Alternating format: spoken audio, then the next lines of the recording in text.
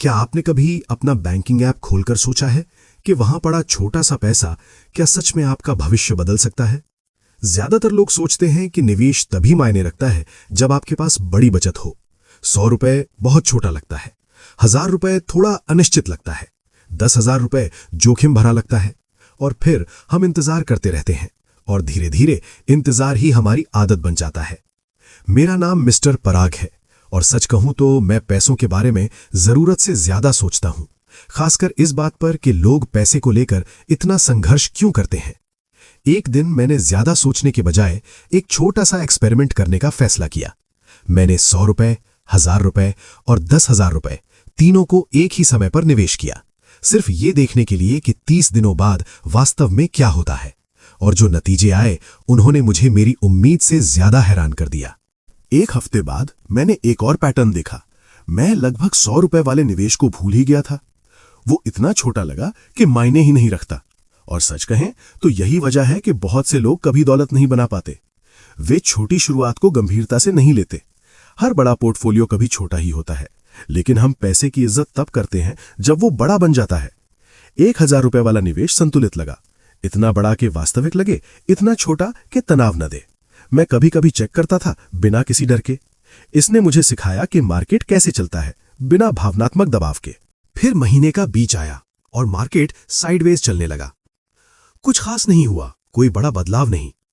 फिर भी मेरी चिंता बढ़ने लगी, खासकर 10,000 रुपए वाले निवेश को लेकर। मैं ज्यादा न्यूज पढ़ने लगा, अपने फैसले पर शक करने लगा, सोचने लगा क्या मैंने गलत समय पर निवेश किया। असल में निवेश ज्यादा नहीं बदला था, मेरी भावनाएं बदल गई थीं। तभी समझ आया, शुरुआती निवेशक इसलिए संघर्ष करते हैं क्योंकि मार्केट बुद्धिमत्ता नहीं, धैर्य की परीक्षा लेता है। लगभग 18वें दिन मार्केट फिर गिरा। इस बार नुकसान रुपए में बड़ा दिख रहा था। 10,000 रुपए वाला निवेश असहज महसूस होने लगा, जबकि 100 रुपए वाला निवेश मेरे मूड को छू भी नहीं पाया। तभी मैंने एक महत्वपूर्ण बात समझी। नुकसान तब ज्यादा दर्द देता है जब रकम हमारी भावनात्मक सहनशीलता से बड़ी हो। कुछ दिनों बाद मार्केट वापस ऊपर आ गया। तीनों निवेश फिर से मुनाफे में थे। और फिर मनोविज्ञान ने एक और खेल खेला। 100 रुपए पर 4 रुपए का फायदा बेकार सा लगा। 1000 रुपए पर 60 रुपए अच्छा लगा। 10,000 रुपए पर 600 रुपए बेहद उत्साहजनक लगा, जबकि प्रतिशत रिटर्न तीनों में समान था। सच्चाई ये है, इंसान प्रतिशत में नहीं सोचता, हम दिखने वाले इनाम पर प्रतिक्रिया देते हैं। आखिरी हफ्ते में कुछ अप्रत्याशित हुआ। मेरी आदतें बदलने लगीं। क्योंकि मेरा पैसा निवेशित था, मैं खर्च करने से पहले ज्यादा सोचने लगा। मैं शॉर्ट टर्म की बजाय लॉन्ग टर्म सोचने लगा। ये एक्सपेरिमेंट सिर्फ मेरे निवेश को नहीं बदल रहा था, ये मेरी सोच बदल रहा था। 30 दिनों के बाद परिणाम बहुत सरल थे। तीनों निवेश थोड़ा सा बढ़े, कोई बड़ा मुनाफा नहीं, कोई रातों रात सफलता नहीं। और यही सबसे बड़ा सबक था। असल निवेश धीमा होता है, शांत होता है, कभी कभी थोड़ा उबाऊ भी। ये 1 महीने में आपकी जिंदगी नहीं बदलता, लेकिन धीरे धीरे पैसे के बारे में आपकी सोच बदल देता है।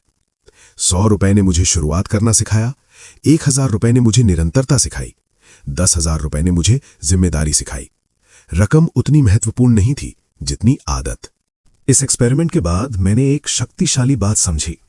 दौलत तब शुरू नहीं होती जब रिटर्न बड़े हो जाते हैं। दौलत तब शुरू होती है जब आपकी सोच इंतजार से भागीदारी में बदल जाती है। शुरू करने के लिए आपको परफेक्ट टाइम की जरूरत नहीं, बड़ी रकम की भी नहीं। आपको सिर्फ शुरुआत करने की हिम्मत और जारी रखने का धैर्य चाहिए। चाहे 100 रुपए हो या 10,000 रुपए, असली लक्ष्य है एक ऐसी आदत बनाना जो समय के साथ बढ़ती जाए। क्योंकि लंबे समय में निवेश तेज मुनाफा कमाने के बारे में नहीं है, ये उस इंसान बनने के बारे में है जो लंबी सोच रखता है, लगातार बना रहता है और छोटी छोटी फैसलों से बड़ी बदलाव पैदा करता है।